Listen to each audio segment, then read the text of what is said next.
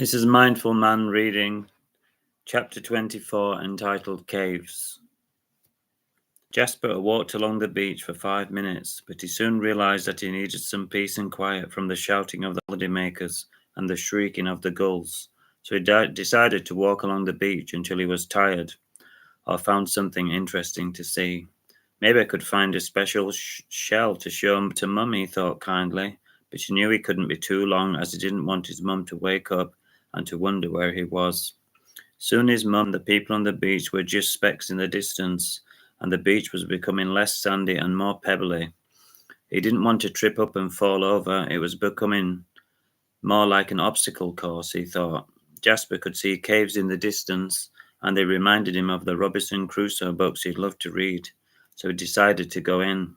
As soon as he went inside the cave, the temperature dropped and the sun disappeared. It was dark. This should have been a warning, but Jasper kept going deeper into the cave.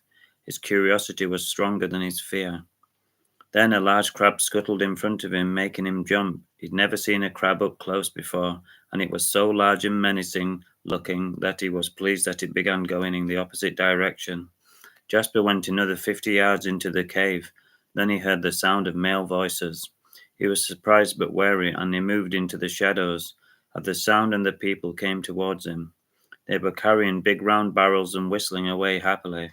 They looked very big and very strong, and Jasper didn't want to get on the wrong side of them. And then he imagined that the barrels were full of whiskey or even diamonds.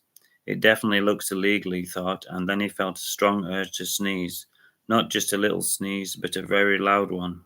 The cave was very dusty, and it must have gone straight up his nose. He tried to hold it back, but he couldn't.